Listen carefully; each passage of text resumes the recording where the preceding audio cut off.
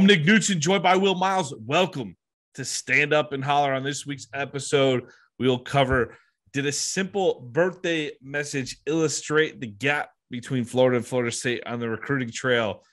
On 4 bits, we will talk about which 5-star targets are in play, as a lot of visits are coming up here in the month of March. Roll Todd for 6 bits. Grantham goes to Tuscaloosa. Year one expectations. We'll cover an article I've been working on here for Read and Reaction, and I'll have it up here in the next day or so on the website.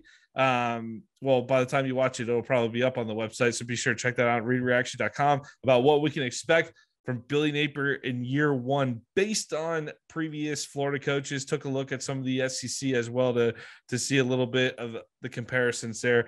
But before we jump in, Will, how's it going, man? Hey, it's starting to get a little bit warm. We had some ice come through last week, but it thankfully melted before I got up and went to work, so I didn't have to slide all over the place too far.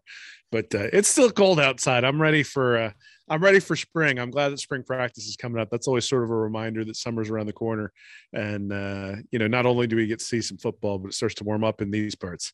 Yeah, summer's around the corner for you. Summer's already here for us down here in Florida. It's starting to feel like it. Getting there, man.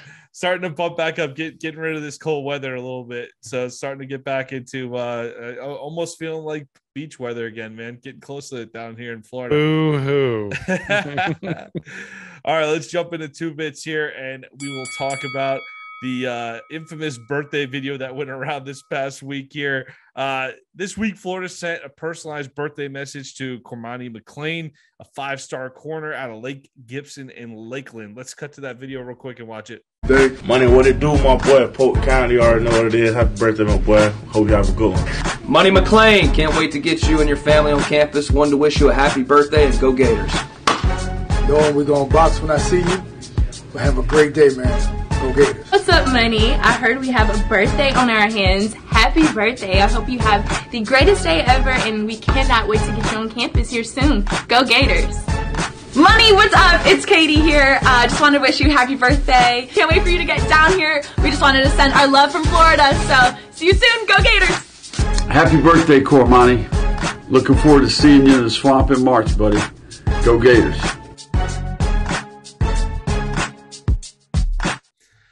So nothing crazy, right? Just a simple and personalized like feel to the message, with a few key folks taking a moment out of their day to wish McLean the best on his birthday. Well, FSU got wind of this video clearly, and they tried. They try. Will, let's cut to that video. But before we do, go. Happy birthday to you. Happy birthday to you. Happy birthday, dear Money. Happy birthday to you. You can't cut a go out of the beginning, Will. I cut up things for this podcast all the time. It's not that hard, I promise. It's really not that difficult. It takes literally a second to cut that out of that video. Not a lot of production value in there either. But you would think a school that just lost the #1 corner in the nation to an FCS program would be a little more on top of their game. But in addition to no cut on the front end, the staff appeared to be hastily assembled for some combination of a message from hostages and like just weird office party vibes there, Will. Like, I'm pretty sure if you look in the back row, there's a guy holding up a newspaper singing happy birthday in that video. But for the record, I'm not criticizing the skill and the lack of effort in singing. If Will and I sang happy birthday to our audience, we'd probably sound a lot like that. Probably, I don't know if we'd probably do better on the cake choice, but we'd probably sound something like that there, Will. But like, obviously we're Florida fans. We promote the Florida Gators, and we might be a little biased at times, but is it too much to correlate the difference between the quality of these videos and the quality of what's being done on the recruiting trail? Because with Napier at Florida and Mario at Miami, I think Norvell's got to step his game up, and that video was not a good look this week. Yeah, I mean, look, I think if you're a recruit, you expect people to reach out to you. You expect them to be thinking about you. And I think the level of thought that went into the Florida video was significantly higher than the level of thought that went into the Florida State video. And we can say that definitively. Now, obviously McLean has to commit to Florida for it to matter.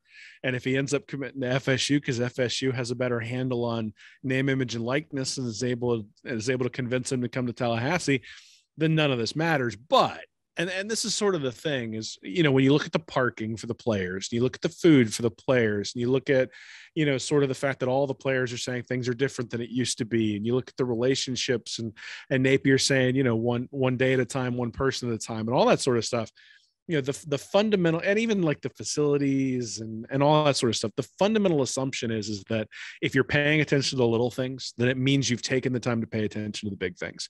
And that's what this represents to me is this represents that if you've gotten to the point where you're putting together personalized birthday messages for your prized recruits and you're spending time doing it, you're cutting it, you're chopping it up, you've got the two main recruiting coordinators there in Bree Wade and Katie Turner, but then you've also got coaches coming in and saying stuff specifically to the player. You're calling him his nickname. So they called him Money in there and called him by his nickname. And then at the end of the day, it's extremely personal versus the one from Florida State that was a little bit sterile. I do take exception to one thing that you said, though. You may sound awful if you sing happy birthday, but I would sound awesome because I have an awesome voice. And it would sound great if I sang happy birthday to anybody out there. So if anybody wants me to sing happy birthday to them, I am for hire, and you can do that. And, it'll be like a cameo. It'll be like, what is it? Like $20 to get Rex Grossman to wish you happy birthday. I'd be cheaper than that. I guarantee you. But $250. I think Will Miles, hire Will Miles for 2 bits to sing you happy birthday. I suppose my audience probably will be. Well, I don't know. It's curious. I bet you we're going to have 2 or 3 people reach out to us after this. And I'll be honest, I'll do it for free because it'd be fun at this point. But no, I have an excellent voice. I don't know why you decided to insult me just because you can't sing. And, I can even do it while not looking like a hostage, which is hilarious because I think it was Coach Odell was there in the back, like looking like he wanted to be anywhere else during the singing there for the Florida State video. He might have been the one with the newspaper. He's holding it up for proof of life in the back there, man. Are we surprised in that video? Not a lot of energy. Are we surprised they just put up the 20th ranked recruiting class in their 3rd year? They're now I think 22nd, 21st, and 20th over the last 3 years or something like that for the recruiting classes. That ain't getting the job done, particularly when you consider that Miami and Florida have been kind of middling on the recruiting trail as well. That ain't happening anymore with Napier and with Cristobal, and so it's only going to get worse up there in Tallahassee. And look, if I were Cormany Mclean and somebody was saying, which direction are you leaning, I think you'd look at that and go, well, the people who seem to be paying the most attention are the folks in Gainesville. Now, the interesting thing is they have figured out a way to get around mentioning a recruit. You just send his mom a video and have her posted on Twitter for you, and that way it gets out there. But certainly a good advertisement for the Florida program, good advertisement for the level of thought and detail that they're putting into everything here. And hey, if they want, they can hire me to sing happy birthday to their recruits next time. Yeah. Maybe Florida State should hire me to sing happy birthday to their recruits. That's the play here, is I'll sing it to the Florida State recruits, and they'll get a bunch of 3 stars if I'm singing. I thought you were awesome though, Will. Oh, I have an awesome voice, but I'm not gonna look like I'm in prison. Yeah, so that seems to be the look they're going for. You're saying you have a 3-star voice. You can bring in the 3 stars. Don't ask me to bring in a 5-star with this amazing voice I have. Well, no, I'm just not committing to bringing in a 5-star if I'm singing for Florida State is all, because we know they're not going to have any 5 stars coming to this class. So 4-star, a 4-star voice. Right, maybe we'll open the next episode with the national anthem or something. I don't know. We'll have to figure out a way to work this in here. I'm going to go to the drawing board on this one though. You're not getting away with that. That sounds like Patreon content is what that sounds like. Yeah, no, you're not getting away with that. We're going to find a way to put Will Miles on the spot to do a little singing here. Let's move on to 4 bits despite my distraction here. It's thinking about getting you to sing here. Let's talk about what targets Florida's actually got their eye on here coming up. We've got a bunch of March visits here. We talked about Cormany Mclean, Will, 5-star. We're going to focus on the 5-star targets because that's been the defining difference of the last few years here between the Floridas and the Georgias and Alabamas of the world. We're looking to get in with those elite talent, with that elite talent here in the classes of 2023, 2024. big opportunity coming up the next few weeks. Like we said, Cormany Mclean out of Lake Gibson, Lakeland here, 5-star corner, 6'1", 6'1.5", 165 pounds. Will, correct me if I'm wrong, but I believe this is a school where Napier's got a connection with the head coach too, correct? Didn't he coach with Napier? Yeah, I think so. And I mean, heck, it's Lakeland, right? I mean, at the end of the day, same school where Sam McCall came out of last year, by the way. Great football. Yeah, he played with Sam McCall. That must have been a pretty decent defensive backfield. A guy who's like, rated as like a second or third round pick. And now Cormany Mclean, who's ranked as essentially a first round draft pick, is what he's listed at on 24/7. The number 3 ranked national player overall.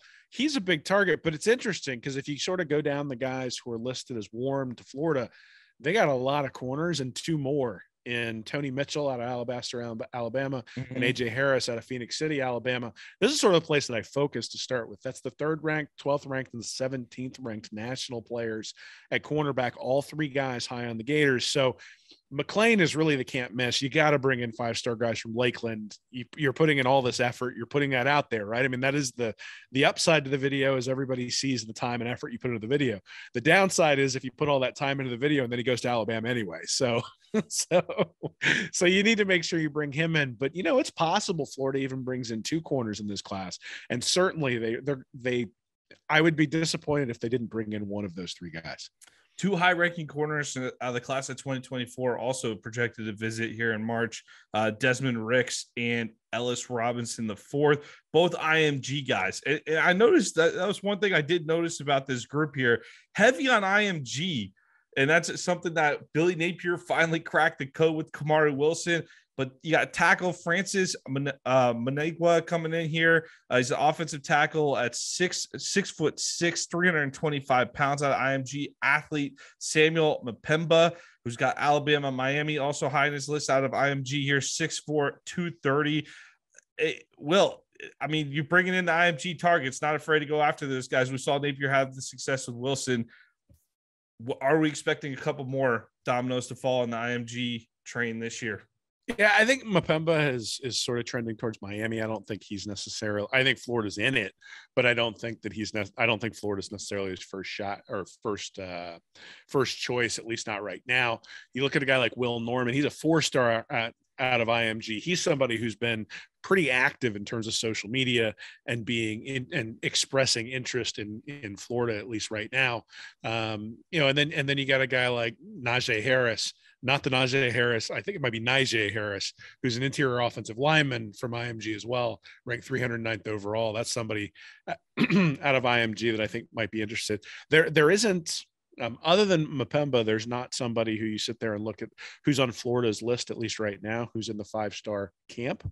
But certainly Kamari Wilson being there, I think makes a difference. And there are some good players at IMG, even if they don't end up, even if it's not a 5-star guy. And that's sort of the misnomer and all this stuff. I think what you really want to look at is sort of the top 60 guys, and they're sort of in a class by themselves.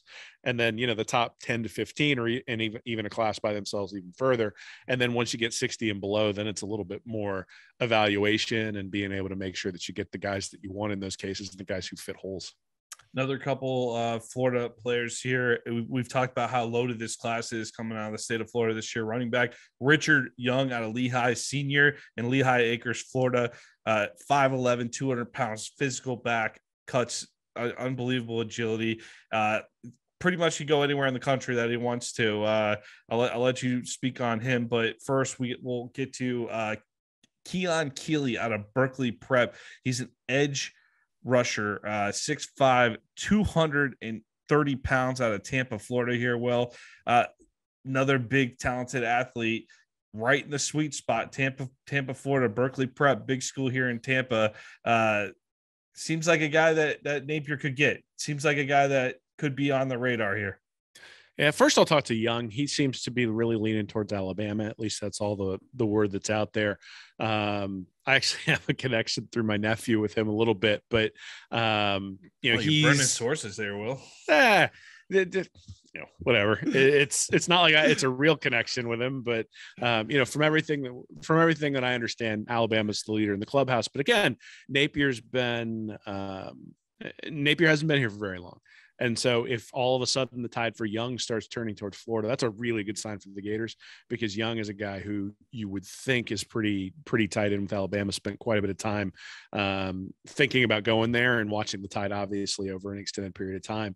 You look at Keeley specifically at defensive end, like you mentioned, already committed to Notre Dame, but he's somebody that I think a lot of people believe might flip to Florida if he has the opportunity to. Not somebody who would have decided to go to Florida under the Mullen regime or under the Grantham regime, but now with Napier there, with Patrick Toney there, and certainly seeing what Toney has been able to do with some people there at Louisiana, that opens up some eyes as well. But you've also got Peter Woods out of Alabaster, Alabama, 5-star, 22nd ranked overall. He's sort of in the same mold as Keeley. And then, the real star here, I think, in terms of the players on that list, in terms of defensive ends or edge rushers, is Malik Bryant out of Orlando. He's a 5-star, 20th ranked player overall. He's somebody who's been to Florida quite a bit, has, posed in Gator gear, who, sort of taunted us all maybe a month or so ago by saying he was going to make a commitment right after a visit to Gainesville. And then he committed to an all-star game or something like that. So, I think, again, you look at it and go Keeley, Woods, and Bryant. At least one of those guys, I'd be disappointed if one of those guys didn't come to Gainesville. And you say that about McLean, Mitchell, and Harris at corner. You say that about Keeley, Woods, and Bryant at defensive end / linebacker. And then if you could pull in a guy like a Young, or if you pull in a guy like Brandon Ennis and Jalen Brown, who are wide receivers down in that Fort Lauderdale, Miami area, now all of a sudden you've got that 3 5-stars, and that's sort of the basis of what a top 3, top 5 class is going to look like, is having 3 to 4 5-star guys in your class. A couple other names high up on the list there. Vic Burley, defensive tackle out of Warner Robins, Georgia. I've seen him tied in pretty closely with Clemson there, Will. And another name on the list, quarterback Dante Moore, 5-star quarterback out of MLK in Detroit, 6'2", 195. But a lot of Big Ten schools on that list for him. He's got Michigan, Michigan State, Notre Dame, and Penn State. So staying up there in Big Ten country is more than likely what's going to happen with Dante Moore. But at least giving the Gators a visit, which, I mean, you look at the job Mel Tucker's done, putting Michigan State on the radar, recruiting Marcus Freeman. I mean, you mentioned Keeley already with Notre Dame. Marcus Freeman's doing a real good job. Got to think that kid from Detroit's making the time to come down to Gainesville. He's probably heard something about the place that he wants to check out. Yeah, or they're just having him down in February and it's cold in Detroit. So, so he's coming down to get out of it. I think Moore's a long shot, right? I mean, the 6th ranked player overall, does he really, LSU though is high on his list, and maybe he does want to play in the SEC, right? You can get somebody who wants to do that. I think the guys that, so you mentioned Vic Burley, and I think one of the important things that you can do when you go and look at this is not just the guys who are listed as warm prospects and those sorts of things, because quite honestly, if Florida's going hot and heavy under a guy like, say, Keon Keeley, well, then is a guy like Derek LeBlanc, who's a 4-star defensive end out of Kissimmee, is he really going to be like hot on the Gators? He may not necessarily, he may not want to go a place where Keeley ends up going. So a lot of these guys, there's sort of a cascading effect as some of the 5-stars commit. And so we'll see guys pick up an interest. But you look at a guy like Burley and really a few different guys on these lists. Burley's visited Florida even when Mullen was there.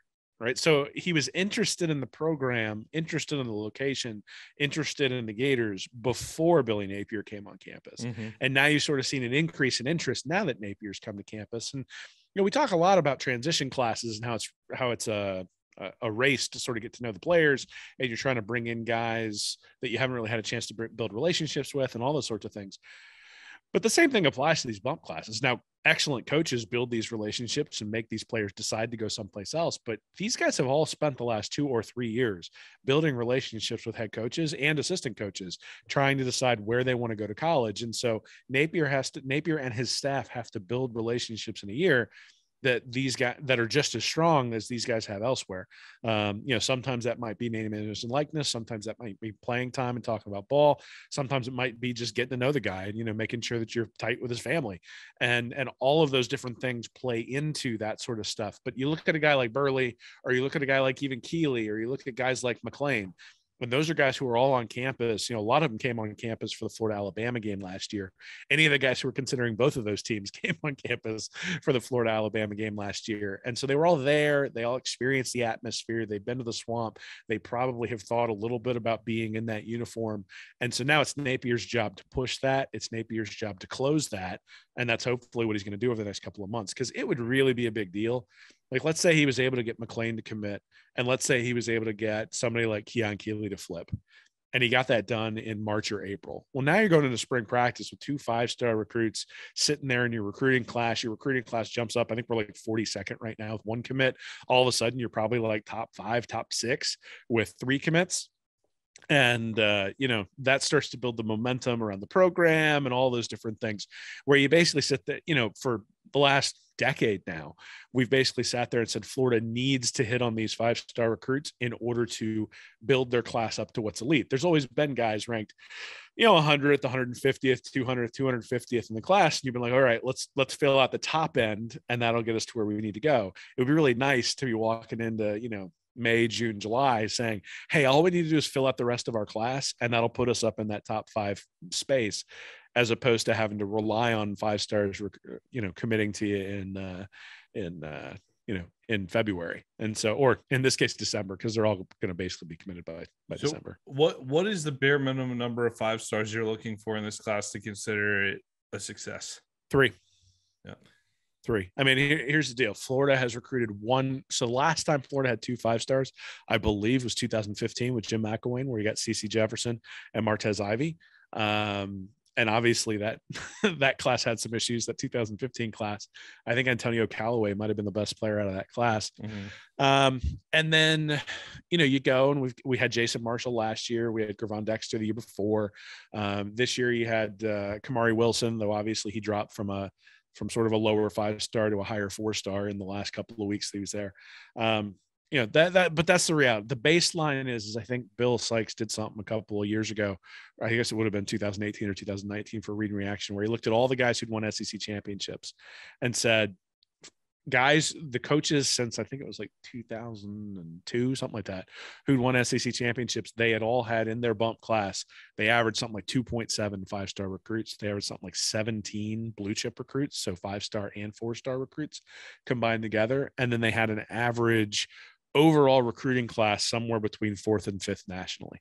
So that's what you're looking for. And you're not getting to 4th or 5th nationally without 3 5-stars, especially not the way things have sort of moved. So it used to be that there was a little bit less division between sort of the tier 1 schools and the tier 2 schools, but that's not the case anymore. They're the elite programs at this point are bringing in a bunch. So A&M had 7 5-stars last year. Alabama had 3. Georgia had 5. Ohio State had 2. Then you get in the next tier, and Texas had 2. Penn State had 3. Then Notre Dame had 1, Oklahoma 0, Michigan 1, Clemson 2, North Carolina 2, LSU 1. So that's your top 12. So, really what the story is you need at least 3 to get into the top 6. That's what it was last year with Penn State. But Penn State had an average player ranking of 90.8. So some of their 4-stars were lower ranked than teams like Georgia, Alabama, and A&M. So if you want to be up there with Georgia, Alabama, A&M, you're going to need at least 3 5-stars. And then you're going to have to fill out the class with 15, 16, 17 4-stars to get into that score. Now, again, I think if you can bring in 5 5-stars and then, you got to bring in more 3-stars than 4-stars, I think that's probably a better class overall. I think it's better to focus on the top end talent than it is to necessarily focus on just, he's a blue chip recruit, but he's ranked 320th. Those guys turn into NFL players quite a bit. But so does the guy ranked 420th and 520th and 620th. And so, it's 3. Big month ahead for the new staff as everything's fully assembled and all engines are firing. Got to lock up. Hopefully they'll lock up, like you said, 1 or 2 of these guys, you lock them up early. Maybe they could help some other dominoes start to fall later on in the summer here. So let's move on to 6 bits, Will. We'll talk about our boy, Todd. Mr. Grantham is heading to Alabama to join Nick Saban in an attempt to be the latest coaching rehab success story at the Saban School for Wayward Coaches. We've seen coaches enter at low points in their careers and turn things around into head coaching jobs just a year or two later. Grantham will serve as a defensive analyst after having spent time with Saban from 1996 to 1998 at Michigan State. He was the assistant head coach at Michigan State under Saban there before he went to the NFL. We know Grantham can do some interesting things with elite pass rushers, and he'll have some great ones to work with at Bama this year. Will Anderson and Dallas Turner come to mind specifically. They definitely could scheme up some interesting things for those guys. Saban helped a guy like Sark more from a guy who was almost untouchable after blowing the biggest opportunity of his career at USC into the head coach at Texas just a few years later. We've seen the same thing with Lane Kiffin. Gets a shot at FAU. Now he's at Ole Miss. Our own Billy Napier is a success story coming out of the Saban school for analysts here. I'm saying all this to ask, can Grantham not only be rehabbed under Saban, but are we living in a world that will one day see Todd Grantham being introduced as a head coach at a Power 5 school? I mean, I don't know. I think some of the stuff that that happened at Florida is going to harm him in that capacity. The stories coming out of the program in terms of how toxic the environment was. Now, Neil Blackman wrote something about that where staffers were talking about how toxic the program was when Grantham and Hevesy were let go. How much of that was Grantham? How much of that was Hevesy? I think will play a role in that.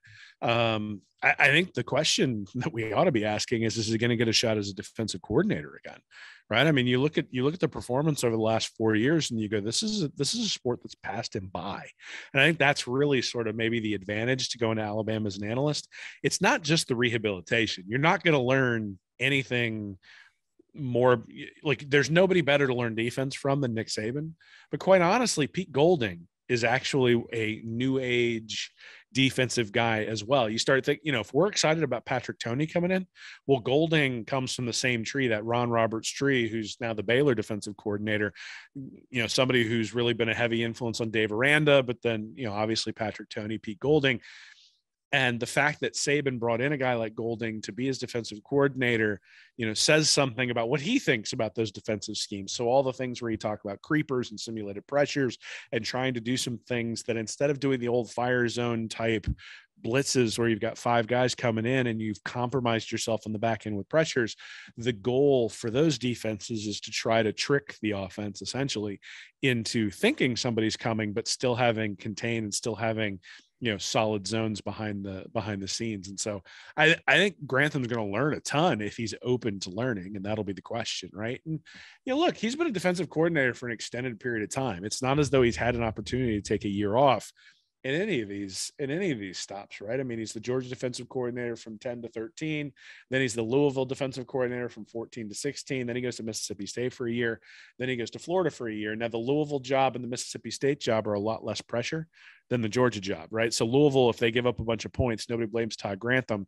If it's against, Florida State or if it's against Clemson or something like that, they just go, oh, it's because they played a better opponent. But when you're at Florida and you give up 45 points repeatedly to SEC teams, well, then people start to ask you that sort of stuff. So look, I think, the guy has a pretty good track record in terms of the actual jobs. I mean, if my resume said defensive coordinator of the Browns, defensive line coach of the Cowboys, defensive coordinator at Georgia, Louisville, Mississippi State, and Florida, I'd be like, okay, like this is somebody who at least knows what the pressures look like in a big time program. Then it's a question of what did he learn? And this is sort of the thing the Cowboys brought in. What's the Cowboys head coach now? Mike McCarthy. Yeah, they brought in McCarthy, right? McCarthy talked about how he'd learned so much about analytics while he was away and how he was going to change the way he did things on field, compared to when he was in Green Bay. And then he's gone back to all of his original habits. And so that while he's been at Dallas. And he did run that QB sneak with 14 seconds left in the playoffs. So that might have been an analytics thing. I mean, something like that. But, so my point is that McCarthy is the kind of guy who talked a good game, but it does not appear as though many of the lessons have taken hold, at least when it comes to on-field coaching and decision-making. And that cost the Cowboys a few times this year. And, will that same thing occur with Grantham, or is he going to be malleable and is he going to learn? We'll see. I wouldn't surprise me. I feel like maybe Power 5 is a little strong, but you see some of these personalities like Brady Hoke in front of a microphone at Michigan, huh? Brady Hoke at San Diego State. Guy coaches ball, does great things. You don't hear anything about San Diego State on a national level, really, but they just kind of put together quiet, great defenses year in, year out, and they're playing some good football out in the Mountain West. So maybe one of those types of schools Grantham get a shot at as a head coach if things go well under Saban. I'm only saying that because Saban just has an unbelievable success rate of polishing these guys up and going out. I mean, you know, the thing that made me think about this too, I was reading something where Lane Kiffin talked about, you look at Nick Saban deciding to adjust, where like he was complaining about the Oregon offense, right, with Chip Kelly, and calling it like basically a danger to the players, right? It's too many plays. And then a couple of years later, he's adopting it, and not the exact offense, but he's adopting that up-tempo style because he realizes that's what it takes to win. I think Saban even came out last year and said, hey, it's the offense, the offensive side of the ball. Or was that 2 years ago during the pandemic, 2020 with Mac Jones? He said the offense is what it takes to win now in college football. So Saban made an entire shift. But you think about Lane Kiffin coming in to make that change for Saban. Kiffin was talking about he had to learn a lot of that offense too, because Kiffin was, if you go back to the USC days, a lot of under center, a lot of pro style type stuff out of Kiffin. He wasn't running a lot of that stuff till he got to Bama. He had to learn that as well. So you talk about, putting coaches in situations not only to watch you work as Saban and succeed, but you're also telling them what you need to develop your program, and they have to adapt to you if they're going to jump on board. Yeah. So the other thing is I was listening to a podcast that Patrick Toney was on, talking about simulated pressures, and it was Keith Grabowski, his podcast on iTunes. So, and Tony was talking about simulated pressures and things like that. And he said, one of the things is that you actually have to send it from time to time, that if you just simulate pressure the whole time, then everybody knows you're only bringing 4. And then the question is, where do you pick up those 4? And then you don't actually ever get to the quarterback. But the quarterback has to be sped up by what you're doing. And so that means that sometimes you have to be willing to bring all those guys. And football's cyclical. So whenever we talk about the game passing somebody by or those sorts of things, the only time that's true is when someone isn't willing to adapt. And so that's what we're going to find out, right? I mean, Grantham didn't have anybody at Florida who knew more about defense than he did. And that's a problem because he clearly needed some help when it came to those sorts of things, whether it was getting the scheme across or whether it was making sure everybody knew what their alignment was supposed to be or their assignments or those sorts of things.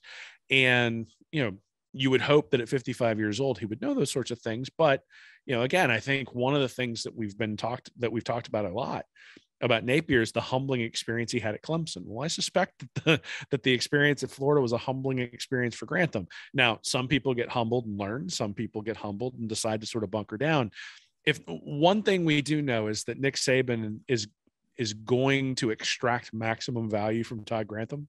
So there will probably be some exotic blitzes that end up being taught to Alabama based on Grantham being in that analyst room. But the other thing is as an analyst, you have an opportunity to sit down. Like your job is to break down tape, look at tendencies, all that sort of stuff. Right. And so when it comes to learning what the opposing defenses are doing, learning what the opposing offenses are doing, it gives you time to see that and reflect. I have no ill will towards Grantham, really. I mean, at the end of the day, I think he should have been gone after last year. But the fact that he wasn't, I even wrote an article about this last week, right? The fact that he wasn't probably helped Florida's program overall, even though it was excruciating to watch in 2020 and 2021. And so I don't have ill will towards the man. I wish him well. I just wish him to. Now, I will say that if he is truly like a toxic character, it will be nice that Saban's let that guy into his program. And so, maybe he can take it down from the inside. But, Saban seems to have things under control, regardless of who he brings in there. So I suspect that I do suspect that Grantham is not the succession plan. Put it that way. No, that's a strong. I know nothing, and I can get on board with that one there with you. Anyway, roll Todd. Enjoy him, Tuscaloosa. Let's move on to $1 here. We'll talk about what's a reasonable expectation out of a Florida coach in his first season. And, I was thinking about this the other day, Will, and it's not scientific. You can't extrapolate too much out of things, but I went through coaches back to, of course, if you want to go all the way back to Charlie Pell, 10-1, everybody, that was the first season. A lot of purging in the program at the time, got rid of a lot of cast of characters that kind of led to that. But when Pell left the scene in game after game 3 in the 1984 season, handed the reins over to Galen Hall. We'll start there. Galen Hall took that team, ran the table with it. They ended up finishing 9-1-1 and have a couple of the best seasons in program history up to that point. 1985, 9-1-1 as well. Of course, those teams were stacked and loaded and ready to go. Hall ends up getting the boot in 1989, more NCAA troubles after kind of guiding the program through a difficult time with the NCAA scholarship reductions, etc., but puts together a couple of great recruiting classes in the late 80s, highlighted by Emmitt Smith, of course. Enter Steve Spurrier in 1990. The cupboard was not bare when he got here. He walks in the door, goes 9-2 in 1990, wins the SEC, of course, in 1990, not recognized as well.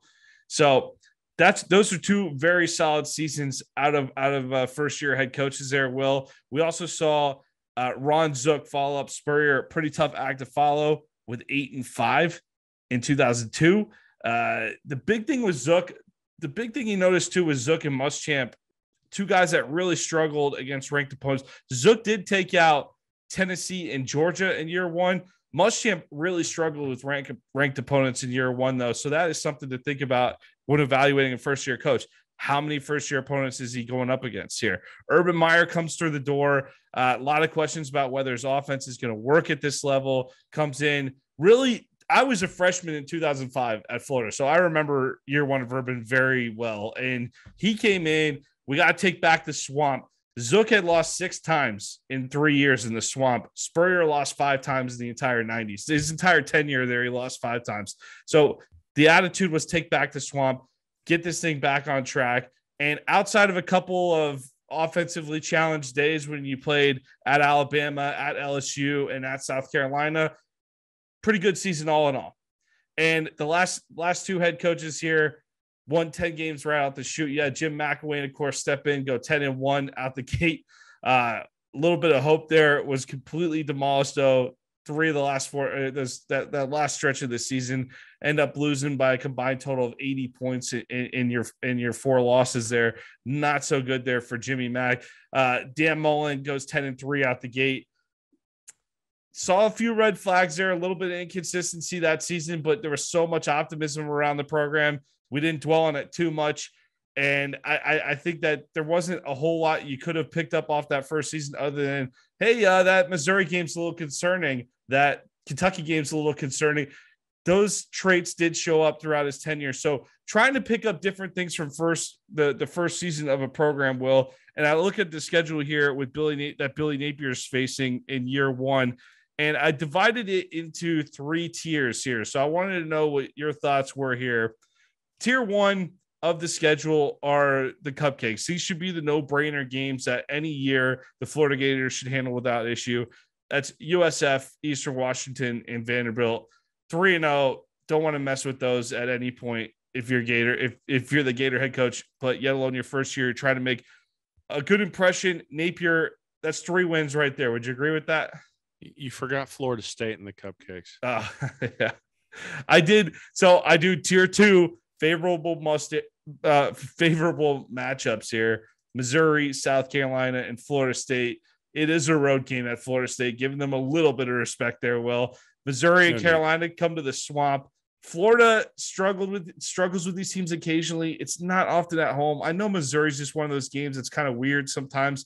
And when we're down, they seem to give us a lot of trouble. But I feel like when Florida's focused, they can absolutely demolish those teams. Those 3 teams right there, Missouri, South Carolina, Florida State.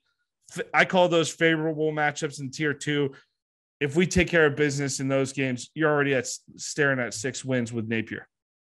Yeah, I mean, there's nobody on those teams who Florida should fear.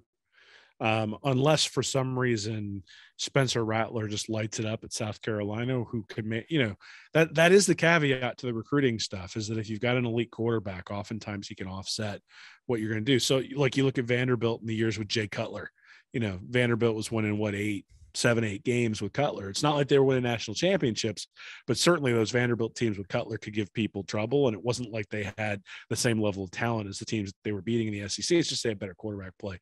So that's the only thing, is if Rattler comes in and can sort of regroup and find his freshman season form, as opposed to whatever it was he was doing last year at Oklahoma, then then I think South Carolina might be better than the other ones. But again, I'm not afraid of Drinkwitz, whether it's a UFC style fight or whether it's, trying to find a replacement for Connor Bazelak. And, these are the games Florida needs to win. I mean, right. And we needed to win them in year one under Mullen, and we didn't necessarily do that. But obviously he pulled out some games that maybe we didn't expect to start with. And so, I think you're already at 6-0 if you can pull those out. You're 5-1 if you lose one.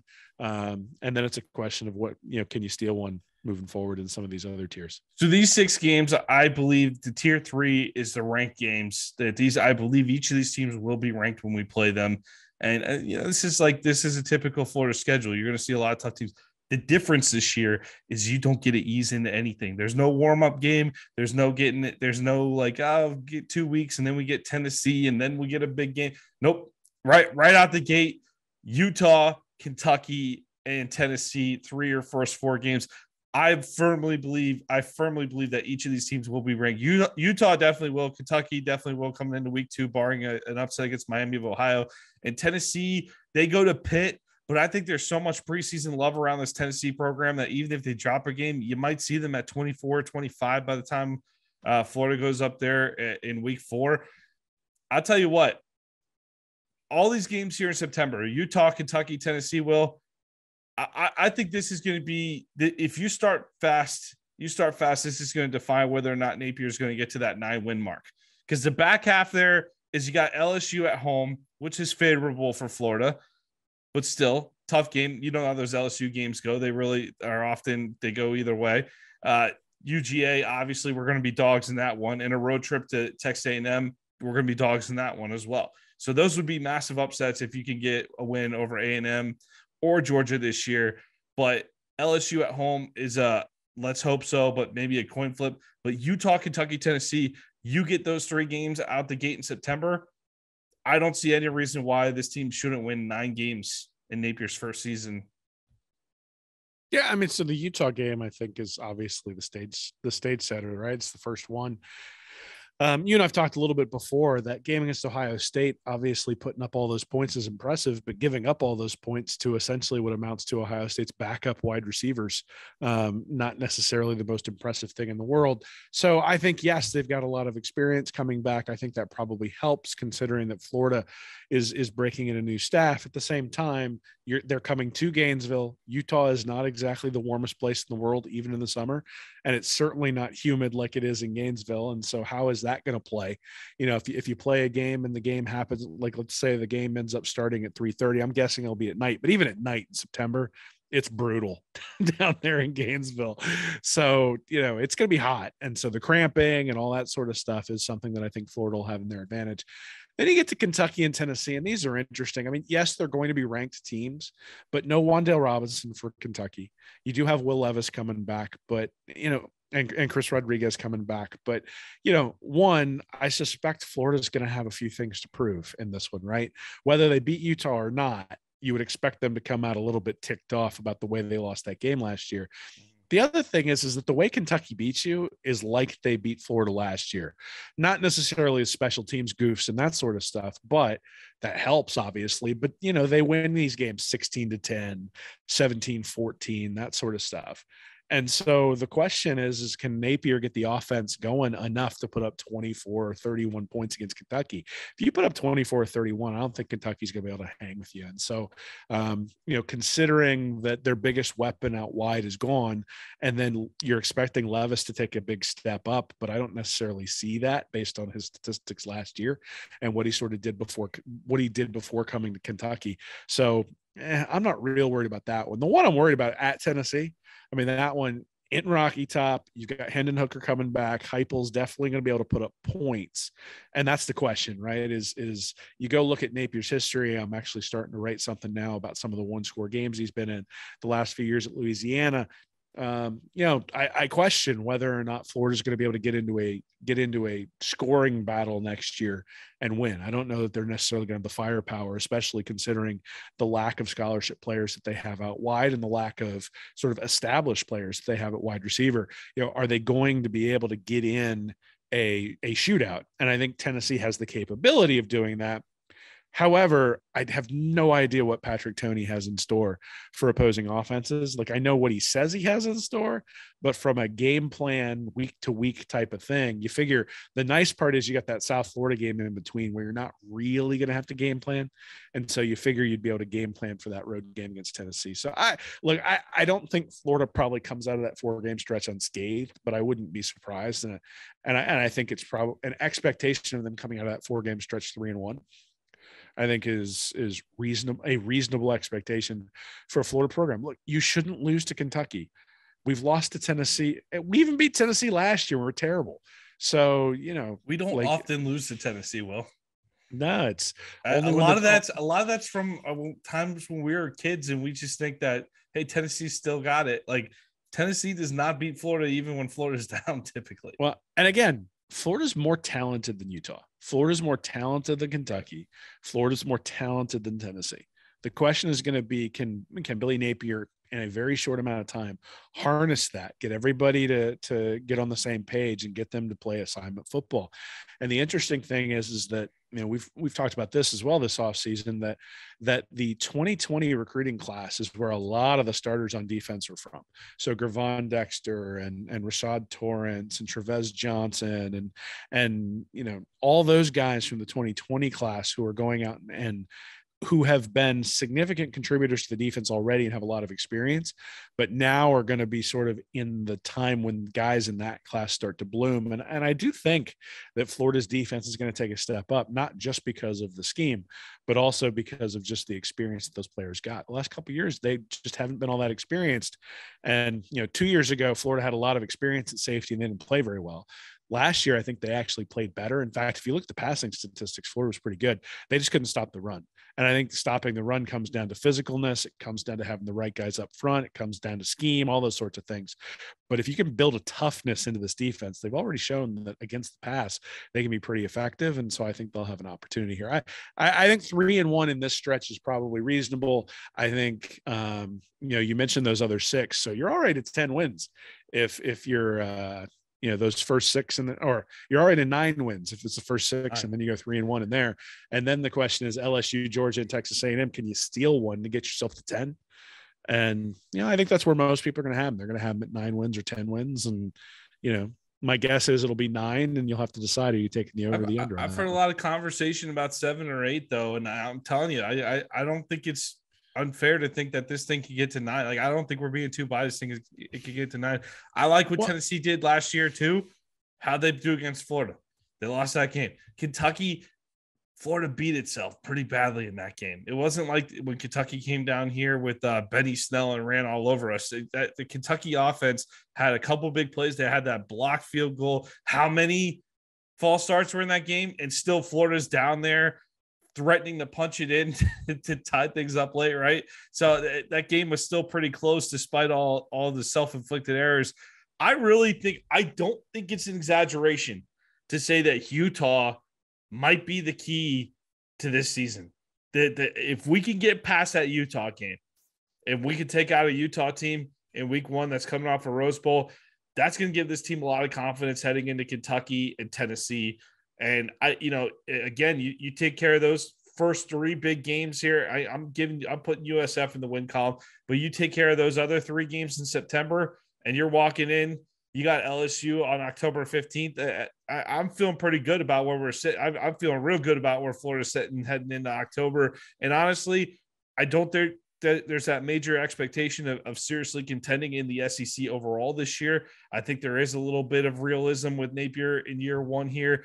But that first stretch right out the gate, that's unusual for Florida. We usually don't see that type of scheduling. And hey, we're not wasting any time this year. I love it. Utah right out the gate. I think it's one of the top 2 or 3 most important games of the season. I'm jacked for Utah, but the ones that are important to me are Tennessee, LSU, Georgia, and Florida State. You look at what You look at what Dan Mullen's been unable to do. You look at what Jim McElwain's been unable to do. You look at what Will Muschamp's been unable to do. And you look at what Urban Meyer and Steve Spurrier have been able to do. It's that they win the rivalry games, right? You win the games when the stands are filled with recruits. You win the games that the fans care about. The only rivalry game that it seemed like Ron Zook won was when he took over Ron Zook Field after they let him go there at Doak Campbell. And it's interesting. You look at the season prior in 1989. The Gators went 7-5, and yeah, they finished 57th in points per game scored, and Spurrier improved that significantly to 14th overall. But the bigger thing is that really he comes in. He's got Shane Matthews throwing the ball all over the place, sort of changed the attitude in the swamp. And then yes, they lose to number 5 ranked Tennessee, but they beat number 4 ranked Auburn 48-7. And then they beat number 8 ranked Florida State 45-30. Lost to Florida State, I believe. I'm sorry, lost to Florida State 45-30. But only 3 ranked teams that opening year for Spurrier. A little different look on that schedule. But again, beat Auburn, beat Georgia, right? And then you lose to Tennessee, you lose to Florida State. Other than Florida State, the rivals under Spurrier pretty much got beaten like a drum, especially Georgia, which was a lot of fun. You look at the 2004 Gators, they're 7-5 with the 19th ranked offense and the 32nd ranked defense, but they went 1-4 in 1-score games, which was sort of a Ron Zook hallmark. And if you look at what Florida did this past year, and this I think is the thing that people are overlooking. Yes, Florida went 6-7, but they also went 1-4 in 1-score games. And that tends to even itself out over time. And so if Florida had gone 2-3 or 3-2 in those games, so let's say they go 3-2 in those games. Well, now all of a sudden you're looking at an 8-5 or a 9-4 season anyway. Mm-hmm. And that's kind of the baseline for this team. And so, as long as Napier he doesn't have to win every 1-score game, as long as he doesn't just fall over and die every time the game's within a field goal like the team did last year, then I think he's going to be better off. And the other thing that we're completely and not glossing over is I do think Anthony Richardson has a real chance to be special. And, it's possible he could get injured. It's possible he could turn the ball over too much. Sure. But I don't think it's all that possible. I think his baseline, his floor is about what we got from Emory Jones last year. And with better defense, that team goes 8-4, 9-3 last year pretty easily. And so that's the floor you're getting from Anthony Richardson. And and I think the ceiling's a lot higher. I think they really have an opportunity to get 10 wins, depending upon Richardson's play. Well, just because we're reading reaction and we do ridiculous research on things, I was including at first. I'm not so sure I'm going to include the look at the SEC coaches, but because y'all are still sticking with us on the stand up and holler here, I'll share this information here with you. In the last 5 coaches at Alabama, this is going back to the early 90s here under Gene Stallings, no coach has won more than 7 games in his opening season. That includes Nick Saban. So it's tough that first year. It's tough to read too much into the first year here. Whereas you see at Auburn, the highlight of the Auburn timeline here, Gus Malzahn wins 12 games, goes to a national title game in 2013. Terry Bowden comes in 1993, goes 11-0. Auburn's done some crazy things with first year head coaches. LSU, you look at them, they come in. Miles had a great first year. I believe they went to the SEC title game. Miles had 5 wins against ranked opponents in his first season. Very impressive. Saban was 3-2 against ranked opponents his first season at LSU there, Will. You look at Georgia, of course, not a lot of coaching turnover since Spurrier has been in place. So I only went back to 1990, but 8-5 for Kirby, 8-4 for Rick, and 5-6 for Donnan there in the 90s. And then I included Tennessee because what the heck, I'll give them a little bit of respect. And nothing more than 7 wins dating back to Phil Fulmer, who went 9-2, 9-2-1 his opening campaign in Knoxville. So a lot of coaches hovered around that 6 to 8 win mark that first season. So it's really nothing to panic about if Napier does fall a little short. We lose to Utah, we come out the gate with a couple of maybe disappointed. We lose to Utah or LSU, Georgia A&M, we end up 8-4 or something like that. I wouldn't be overly disappointed with that. But I'll tell you what, the Kentucky game, the Tennessee game, those ones will drive me nuts if we end up falling there, because that's a repeat of what we saw under Mullen. But I'll tell you what, man, that Utah game, we take care of business there. We got some good things ahead of us in 2022, I think. Yeah, I think it's gonna be fun, right? I mean, I think there's some bright spots on the team that if everything goes the right way, you can see the team getting a lot of wins and competing pretty quickly. But like you said, I mean, Nick Saban went 7-6. Kirby Smart went 8-5, and those guys both had to go through quite a few growing pains, right? I mean, I'm sure that if you were a Georgia fan back when Kirby Smart took over in 2016, like, yeah, we got Jacob Eason at quarterback. It'll be great. Like we'll light up the SEC this year. And then it turns out that transitioning from one scheme to another and transitioning from a group of players recruited by one coach to another is difficult. Same thing with Saban, right? He had the loss to the FBS team that they played, or the FCS team that they played in 2007. And, in 2008, they're playing Florida for the SEC championship. And in 2009, they're whipping Florida for the SEC championship. So it's a build, right? And that's the reality, is that it's a build. Now, the good news is that we get to watch the build, and you hope that the team does really well. And hey, if you go out and win 11-2, Les Miles won a national championship as well, starting out 11-2. You got Ed Orgeron, starts 9-4. He won a national championship as well. Now, I don't particularly want this to end up like Ed Orgeron's experience there at LSU. I don't know. But would you trade that national title? I mean, I don't know, man. Flags fly forever. Yeah. You look at it. Magical season, dude. Yeah. Well, and here's the reality, is that 15-0 right now. Yeah, I mean, I trade a lot of stuff right now for 15-0, but it just sort of depends on the situation. I would love to have sustained excellence, but sustained excellence in a way like Alabama is sustaining excellence, or like we're going to talk about in the bonus about whether Kirby Smart is going to be able to sustain excellence. Georgia, not sustained excellence like Auburn, where they win 11 and then sit there at like 8 wins. There's nothing and then sustained win 11, about Auburn, or whatever you want to say. Not Mark Richt's sustained excellence, right? Where you get every once in a while you get to the SEC championship game, maybe you win it, but only when you've already got 2 losses, and then never getting to play for a national title. So and getting terrorized by Urban Meyer. So look, I think it would be great to have sustained excellence. That's the hope, right? The hope is that Billy Napier is going to be able to bring that. But yeah, if you fly a flag at Florida, I mean, Steve Spurrier only won 1, right? Now, granted, Florida State was a bigger deal, and we had to play them every year, and those sorts of things. But Spurrier only won 1, and he's still an icon. So win 4 SEC titles in a row and a national championship, and I think we'll be happy, even if it's not a national title every year. Well, I'm going to hold off on anything till over the summer, but I'm going to take a look around July, see where the quarterback situation's at. Or are we confident that Anthony's going to pop this year? And if I'm getting Florida at that 8.5 in Vegas, I might jump on that over. I might jump on it. Well, you're going to have to, because you can't gamble in Florida after the season starts. So. All right, man. Any final words before we head out?